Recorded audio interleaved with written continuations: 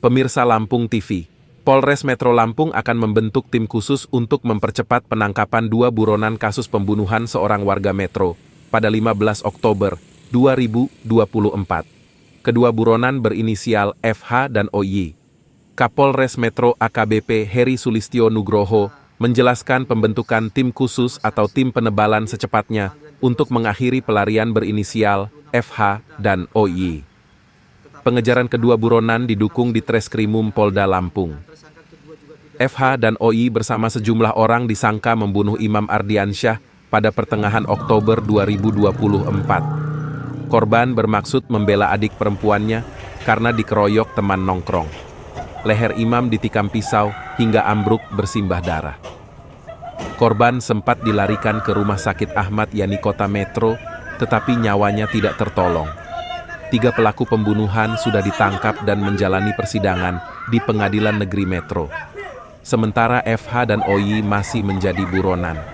AKBP Heri Sulistyo Nugroho mengatakan buronan FH dan OY dijerat dengan pasal berlapis, yaitu pasal 340 dan atau pasal 338 dan atau pasal 170 ayat 2 dan pasal 351 ayat 3 KUHP.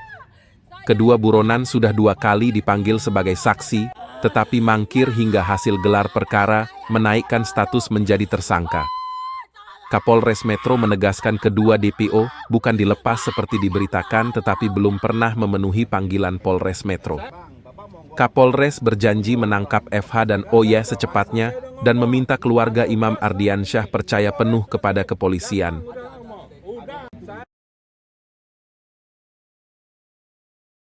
Assalamualaikum warahmatullahi wabarakatuh. Waalaikumsalam warahmatullahi wabarakatuh.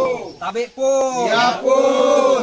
Saya Kepala Pekon Campang Wehanda beserta masyarakat Pekon Campang Wehanda, Kecamatan Pugung, Kabupaten Tanggamus mengucapkan selamat atas dilantiknya Gubernur dan Wakil Gubernur Bapak Rahmat Mirjani Jausal dan Wakil Ibu Dr. Jihan Nur Laila serta Bupati dan Wakil Bupati Kabupaten Tanggamus Dr. Andes Muhammad Saleh Asnawi dan Wakil Agus Suranto masa periode 2025-2030.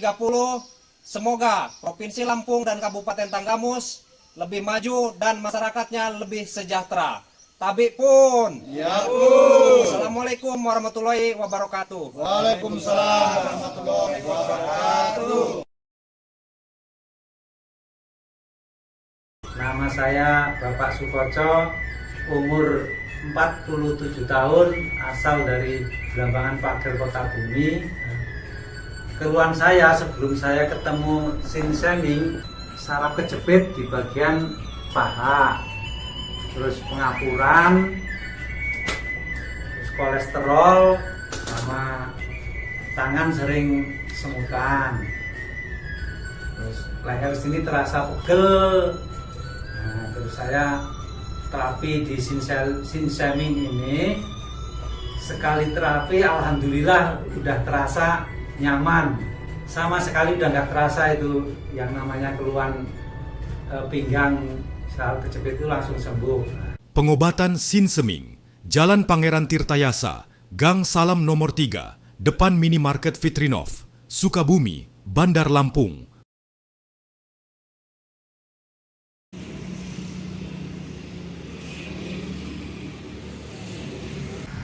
Penyidik membawa 6 orang saksi dilakukan pemeriksaan dan dilakukan gelar perkara. Keluarlah 4 orang yang diduga sebagai pelaku dan ditetapkan sebagai tersangka. Salah satunya adalah OY ini yang masih DPO.